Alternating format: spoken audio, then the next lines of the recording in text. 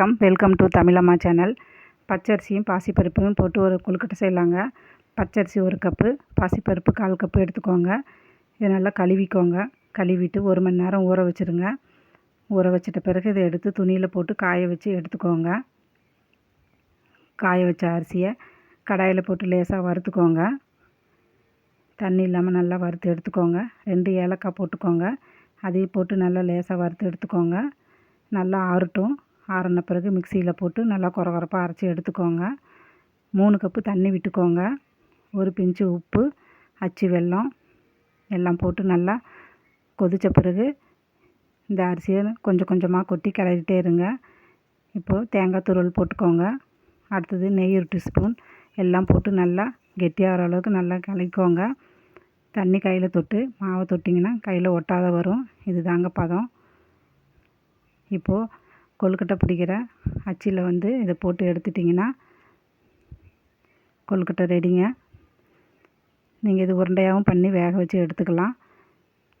இப்போது இட்லி பாத்திரத்தில் தண்ணி ஊற்றி நல்லா கொதித்த பிறகு வாழை இலையை வச்சு இதை வச்சு வேக வச்சு எடுத்துருங்க. 10 நிமிஷம் ஆகும். அடுத்தது பால் கொழுக்கட்டை செய்கிறாங்க. பச்சரிசி நான் 1 கப் எடுத்திருக்கேன். லேசாக வறுத்துக்கோங்க. இதுக்கு தேவையான அளவு உப்பு போட்டுக்கோங்க. உப்பு போட்டு சுடுதண்ணி ஊற்றி கொஞ்சம் கொஞ்சமாக சுடுதண்ணி ஊற்றி நல்லா பிசைஞ்சிக்கோங்க. இந்த அளவுக்கு பிசைஞ்சிக்கோங்க. இப்போது கையில் உருட்டி எடுத்துக்கோங்க. இப்படி நமக்கு எந்த ஷேப் வேணுமோ அந்த ஷேப்பு அளவுக்கு நம்ம உருட்டி எடுத்துக்கலாம்.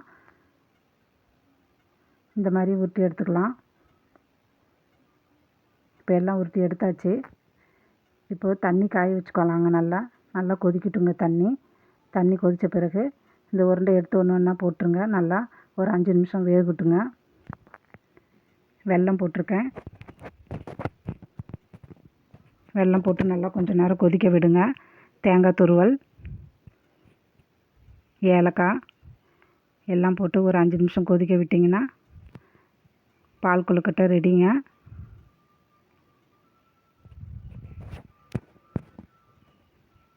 அவ்வளோதாங்க, எல்லாம் ரெடி ஆயிடுச்சுங்க.